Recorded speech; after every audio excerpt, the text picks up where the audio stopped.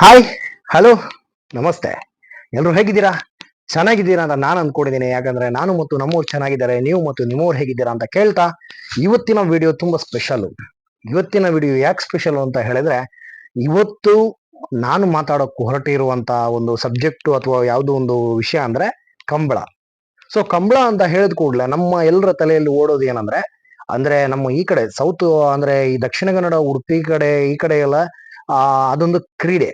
But ಕೆಲವು ಸ್ವಲ್ಪ ದೂರ ಹೋದ್ರೆ ಆ ಬೆಂಗಳೂರು ಆ ಕಡೆ ಎಲ್ಲ, ನಿಮ್ ಕಡೆ ಎಲ್ಲ ಅಂದ್ರೆ ಕೆಲವರು ಬೆಂಗಳೂರು ಕಡೆಯವರು ನೋಡ್ತಾ ಇರ್ತಾರೆ. ಸೊ ಅವ್ರಿಗೆ ಏನಂದ್ರೆ, ಆ ಕೆಲವರಿಗೆ ಮಾತ್ರ ಹೇಳ್ತಿದ್ದೇನೆ, ಪ್ರಾಣಿ ಹಿಂಸೆ ಅಂತ. ಸೊ ಏನಿದು ಕಂಬಳ?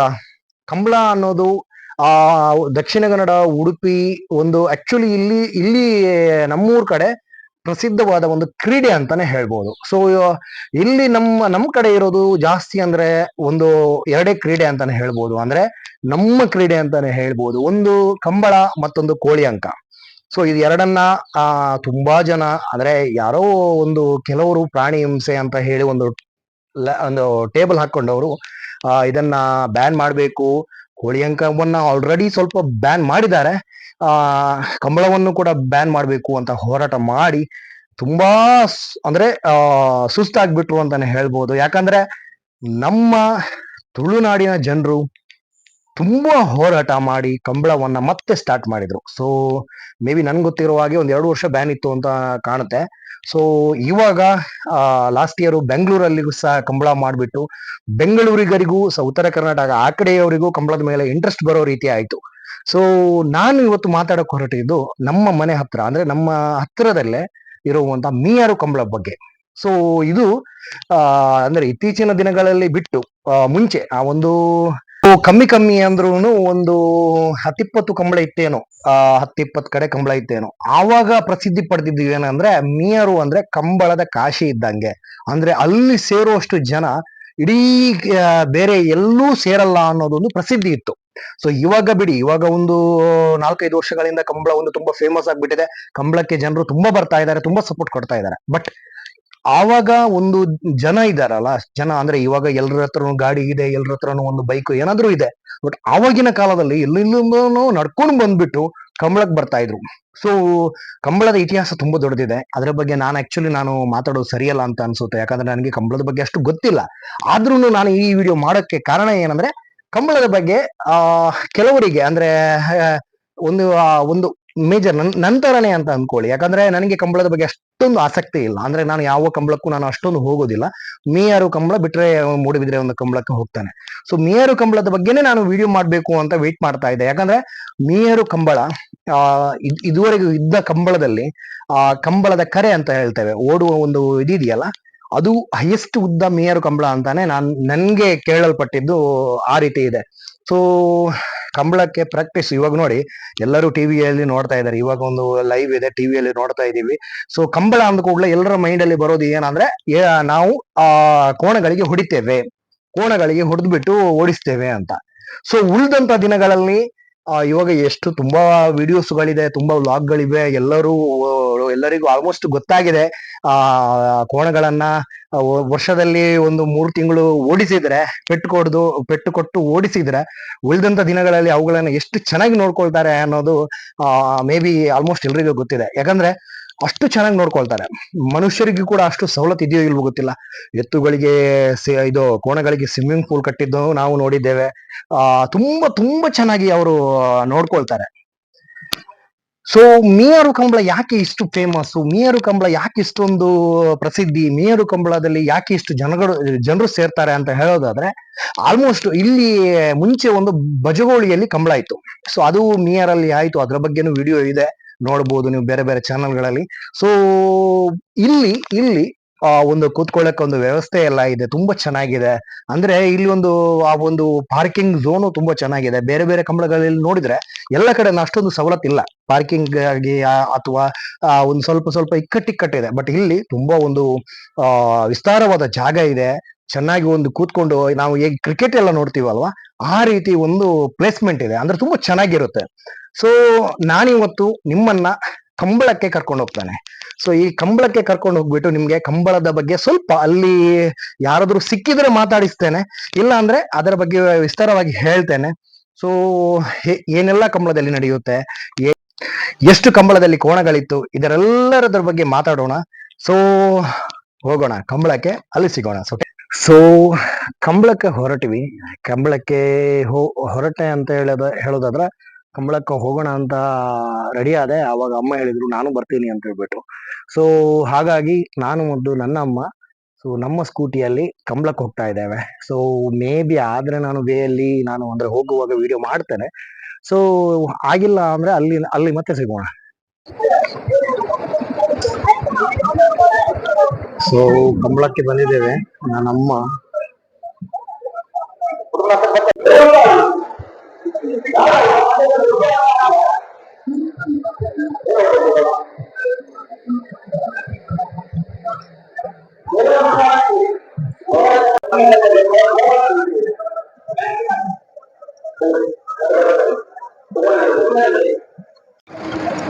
ಸೊ ನಾನು ಮೊದಲ ಎಂಟ್ರಿಯಿಂದ ಬಂದೆ. ಇವಾಗ ಗೊತ್ತಿಲ್ಲ ನನ್ನ ಮಾತು ಕೇಳ್ತದ ಗೊತ್ತಿಲ್ಲ ನಿಮ್ಗೆ.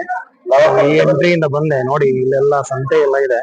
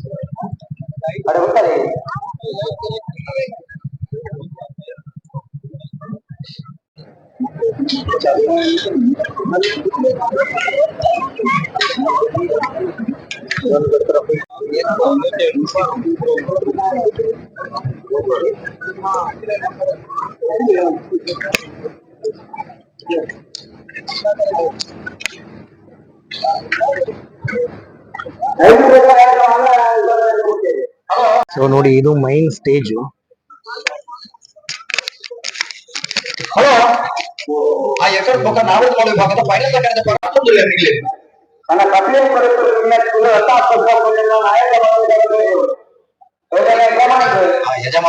ಸೊ ನೋಡಿ ಎಷ್ಟು ಖುಷಿಯಾಗಿದ್ದಾರೆ ನೋಡಿ.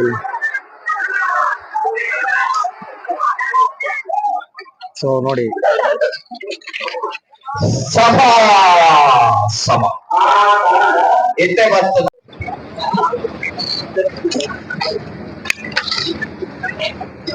ಸೊ ಈ ಎರಡು ಎತ್ತುಗಳು ಈಗ ಬಂದಿದ್ದು ಸಮ ಆಗಿದೆ. ಸೊ ನಾನು ಮಾತಾಡಿದ ನಿಮ್ಗೆ ಅಷ್ಟು ಕ್ಲಿಯರ್ ಆಗಿ ಕೇಳ್ತಾ ಇದೆಯೋ ಗೊತ್ತಿಲ್ಲ. ಸೊ ಇಲ್ಲಿ ನೋಡಿ ನೀವು ಆಕ್ಚುಲಿ ಎಷ್ಟು ಸುಸಜ್ಜಿತವಾಗಿ ಅರೇಂಜ್ಮೆಂಟ್ ಆಗುತ್ತೆ ಅಂತ ಹೇಳೋದಾದ್ರೆ ನೋಡಿ, ಇಲ್ಲಿ ಆಂಬುಲೆನ್ಸ್ ಆಗಿರ್ಬೋದು, ನೋಡಿ ಅಲ್ಲೊಂದು ಆಂಬುಲೆನ್ಸ್ ಇದೆ. ಎಲ್ಲವೂ ಒಂದು ಕರೆಕ್ಟ್ ಆಗಿ ಒಂದು ಅಂದ್ರೆ ಕೇವಲ ಒಂದು ಕ್ರೀಡೆ ಅಂತ ಹೇಳಿದ್ರೆ ಒಂದು ಜಸ್ಟ್ ಅಂದ್ರೆ ಜಸ್ಟ್ ಕ್ರೀಡೆ ಅಲ್ಲ ಇದು. ಎಲ್ಲವೂ ಅರೇಂಜ್ಮೆಂಟ್ ಎಲ್ಲ ಕ್ಲಿಯರ್ ಆಗಿರುತ್ತೆ. ನೋಡಿ ಎಷ್ಟೊಂದು ಅವುಗಳನ್ನ ಎಷ್ಟು ಚೆನ್ನಾಗಿ ನೋಡ್ಕೊಳ್ತಾರೆ ಅಂತ ಹೇಳೋದಾದ್ರೆ ನೋಡಿ, ಒಂದು ಜೋಡಿ ಕೋಣದ ಜೊತೆ ಎಷ್ಟು ಜನ ಇದ್ದಾರೆ ನೋಡಿ. ಇವಾಗ ಅದು ಓಡಿ ಬಂತು, ಅದಕ್ಕೆ ಧನ್ಯವಾದ. ಅದಕ್ಕೆ ನೀರೆಲ್ಲ ಕೊಡ್ಲಿಕ್ಕೆ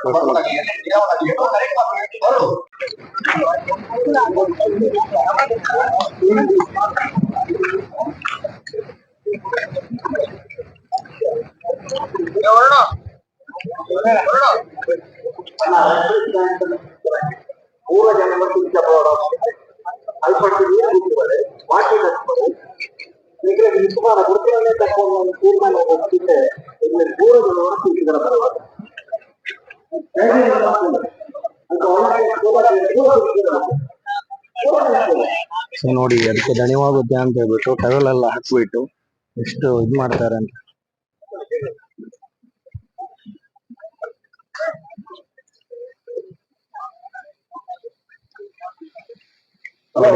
ಪದೇ ಪದೇ ನೀರೆಲ್ಲ ಹಾಕ್ತಾ ಇರ್ತಾರೆ.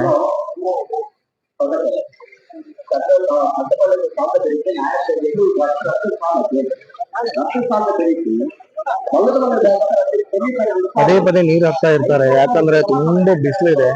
ಒಂದು 2-3 ದಿವಸದ ಹಿಂದೆ ಮಳೆ ಬಂದಿತ್ತು, ಹಾಗಾಗಿ ತುಂಬಾ ಬಿಸಿಲಿದೆ. ನೋಡಿ, ಈ ಬಿಸಿಲಲ್ಲೂ ಎಷ್ಟು ಜನ ಸೇರಿದ್ದಾರೆ ಅಂದ್ರೆ ಇದು ಒಂದು ಕ್ರೀಡೆಗಿರುವ ಒಂದು ಬೆಲೆ.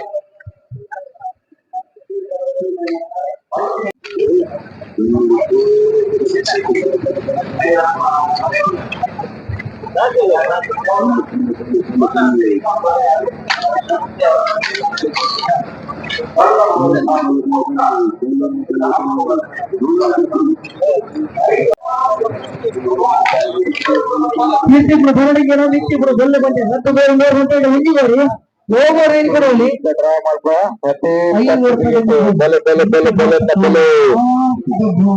ಕೆಲವೇ ಕ್ಷಣಟ್ಟು ಡ್ರಾಪುಡು ಬಲನ್ನ ಬೆಲೆ ಬೆಲೆ ಬೆಲೆ ಬೆಲೆ ಬೆಲೆ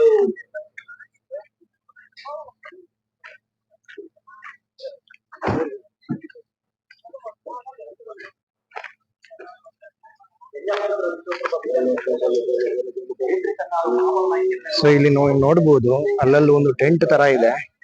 ಅದು ಒಂದ್ 2 ದಿವಸ ಮುಂಚೆನೆ ಒಂದು ಇಲ್ಲಿ ಜಾಗ ಎಲ್ಲ ಇದು ಮಾಡ್ಬಿಟ್ಟು ಟೆಂಟ್ ಎಲ್ಲ ನೋಡಿ ಯಾವ ರೀತಿ ಕಟ್ಟಿರ್ತಾರೆ.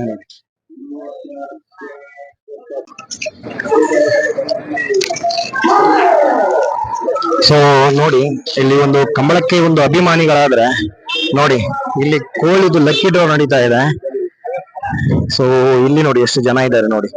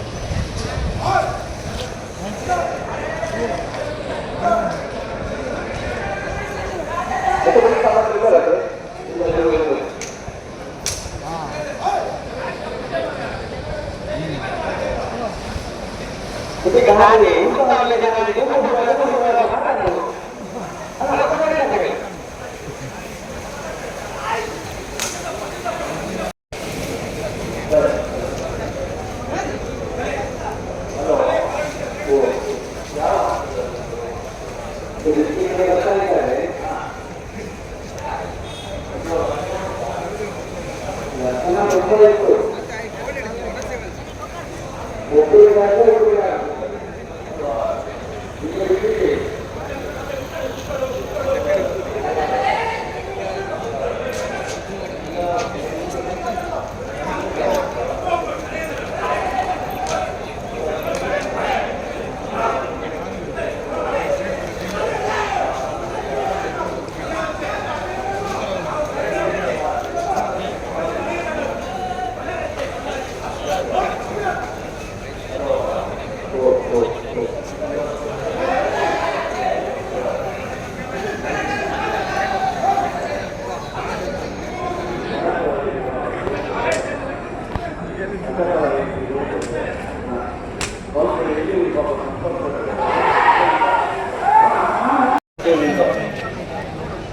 ನಾನೊಂದು 55 ವರ್ಷದ ಸಂಬಳದ ಅನುಭವ. ಸೊ ನಾನು ಆಲ್ರೆಡಿ ಹೇಳ್ದಾಗೆ ಕಂಬಳ ಅಂದ್ರೆ ಒಂದು ಕೇವಲ ಕೋಣಗಳಿಗೆ ಹೊಡೆಯುವುದು ಅಥವಾ ಕೋಣಗಳನ್ನ ಓಡಿಸುವುದಲ್ಲ. ನೋಡಿ, ಎಷ್ಟು ಬಿಸಿಲಿದ್ರು ಅವುಗಳಿಗೆ ಎಷ್ಟು ಚೆನ್ನಾಗಿ ಅವಳನ್ನ ನೋಡ್ಕೊಳ್ತಾರೆ. ಅಂದ್ರೆ ಖಾಲಿ ಕಂಬಳದ ಒಂದು ಇದರಲ್ಲಿ ಕ್ರೀಡಾ ಟೈಮಲ್ಲಿ ಮಾತ್ರ ಅಲ್ಲ, ಉಳಿದಂತ ಟೈಮಲ್ಲಿ ಇವಾಗ ಒಂದು ನಮ್ಗೆ ಗೊತ್ತಿರುವ ಹಾಗೆ ಕಂಬಳ ಅಂದ್ರೆ ಒಂದು 3-4 ತಿಂಗಳು ಜಾಸ್ತಿ ಅಂದ್ರೆ. ಸೊ ಉಳಿದಂತಹ ಒಂದು 6-7 ತಿಂಗಳು ಹೆಂಗ್ ನೋಡ್ಕೊಳ್ತಾರೆ ಅಂದ್ರೆ ಕೋಣಗಳನ್ನ ನೀವು ಊಹಿಸ್ಲಿಕ್ಕೂ ಚಾನ್ಸ್ ಇಲ್ಲ, ಅಷ್ಟೇ ಚೆನ್ನಾಗಿ ನೋಡ್ಕೊಳ್ತಾರೆ. ಸೊ ಅವುಗಳಿಗೆ ಒಂದು ಕಮ್ಮಿ ಅಂದ್ರೆ ಒಂದು ಕೆಲವರು ಒಂದು 10-20 ಲಕ್ಷ ಖರ್ಚು ಮಾಡಿದ್ದು ಉಂಟು ವರ್ಷದಲ್ಲಿ. ಅಂದ್ರೆ ಅವುಗಳಿಗೆ ಒಂದು ಚೆನ್ನಾಗಿ ಊಟದ ವ್ಯವಸ್ಥೆ ಆಗಿರ್ಬೋದು, ಅಥವಾ ಫ್ಯಾನ್ ಆಗಿರ್ಬೋದು, ಅಥವಾ AC ಆಗಿರ್ಬೋದು, ಸ್ವಿಮ್ಮಿಂಗ್ ಪೂಲ್ ಆಗಿರ್ಬೋದು, ತುಂಬಾ ಚೆನ್ನಾಗಿ ಒಂದು ಕೋಣಗಳನ್ನ ನೋಡ್ಕೊಳ್ತಾರೆ. ಸೊ ಅವುಗಳನ್ನ ನೋಡ್ಕೊಳ್ಳುವಾಗ ಆ ಒಂದು ವರ್ಷದ ಕಷ್ಟ ಇದೆಯಲ್ಲ, ಈ ಒಂದು 3-4 ತಿಂಗಳಲ್ಲಿ ಹೊಡೆಯೋದನ್ನ ನಾವು ಖಂಡಿಸ್ತೇವಲ್ಲ, ಅದು ನಿಜವಾಗ್ಲೂ ತಪ್ಪು. ಯಾಕಂದ್ರೆ ಮನುಷ್ಯರು ಕೂಡ ಅವರ ಮಕ್ಕಳನ್ನ ಹೊಡಿತಾರೆ, ಬಡಿತಾರೆ, ಯಾಕಂದ್ರೆ ಒಳ್ಳೆ ಬುದ್ಧಿ ಸಿಗ್ಬೇಕು ಅಂತ. ಸೊ ಅಂತದ್ರಲ್ಲಿ ನಾವು ಒಂದು ಕೋಣಗಳಿಗೆ ಹೊಡೆಯೋದ್ರಲ್ಲಿ ತಪ್ಪೇನಿಲ್ಲ ಅಂತ ಅನಿಸುತ್ತೆ. ಕ್ರಮೇಣ ಇದೊಂದು ಕಟ್ಟಕಡೆಯದಾಗಿ ಉಳಿಯೋದು ಇದೊಂದು ಗೇಮ್ ಅಷ್ಟೇ, ಒಂದು ಆಟ. ನಮ್ಮ ನಾನು ಹೇಳಿದಾಗೆ ಕೋಳಿ ಅಂಕ ಆಗಿರ್ಬೋದು, ಈ ಕೋಣಗಳ ಓಟ ಆಗಿರ್ಬೋದು, ಇದೊಂದು ಆಟ ನೋಡುವವರಿಗೆ. ಆದ್ರೆ ಕೋಣಗಳ ಇವರು ದನಿಗಳು ಇರ್ತಾರಲ್ಲ, ಯಜಮಾನರು ಇರ್ತಾರಲ್ಲ, ಅವರಿಗೆ ಒಂದು ಪ್ರತಿಷ್ಠೆ ಈ ಹಿಂದಿನ ಕಾಲದಿಂದಲೂ ನಡೆದು ಬಂದಿರೋದು ಅಂತ ಇವಾಗ ಸ್ವಲ್ಪ ಈಗಿನ ಜನರೇಷನ್ಗೆ ತಕ್ಕಂಗೆ ಹೋಗ್ತಾ ಇದೆ. ಸೊ ಆದಷ್ಟು ಕಂಬಳಗೆ ಸಪೋರ್ಟ್ ಮಾಡಿ ಅಂತ ಹೇಳ್ತಾ, ಕಂಬಳವನ್ನ ಒಂದು ಕ್ರೀಡಾ ಮನೋಭಾವದಿಂದ ನೋಡಿ, ಸೊ ಕಂಬಳವನ್ನ ಎಂಜಾಯ್ ಮಾಡಿ ಅಂತ ಹೇಳ್ತಾ ಈ ವಿಡಿಯೋವನ್ನ ಇಲ್ಲಿಗೆ ಮುಗಿಸ್ತಾ ಇದ್ದಾನೆ. ಈ ವಿಡಿಯೋ ಲೈಕ್ ಆದ್ರೆ ಲೈಕ್ ಮಾಡಿ, ಶೇರ್ ಮಾಡಿ, ಸಬ್ಸ್ಕ್ರೈಬ್ ಮಾಡಿ, ಹಾಗೂ ಕಮೆಂಟ್ ಮೂಲಕ ನಿಮ್ಮ ಒಪಿನಿಯನ್ ತಿಳಿಸಿ. ನಾನು ಆದಷ್ಟು ಮುಂದಿನ ದಿನಗಳಲ್ಲಿ ಕಂಬಳದ ಯಜಮಾನರನ್ನ ಸಂಪರ್ಕಿಸಿ ಅವರ ಬಗ್ಗೆ ಒಂದು ವಿಡಿಯೋ ಮಾಡಬೇಕು ಅಂತ ಅನ್ಕೊಂಡಿದ್ದೀನಿ. ಸೊ ನಿಮ್ಮ ಸಪೋರ್ಟ್ ಚೆನ್ನಾಗಿದ್ರೆ, ನಿಮ್ಮ ಸಪೋರ್ಟ್ ಹೀಗೆ ಇದ್ರೆ ಮುಂದಿನ ದಿನಗಳಲ್ಲಿ ಅದೂ ಮಾಡ್ತೇನೆ. ಸೊ ಇಷ್ಟೇ ಹೇಳ್ತಾ, ಸೊ ಟೇಕ್ ಕೇರ್, ಬಾಯ್, ಟೇಕ್ ಕೇರ್.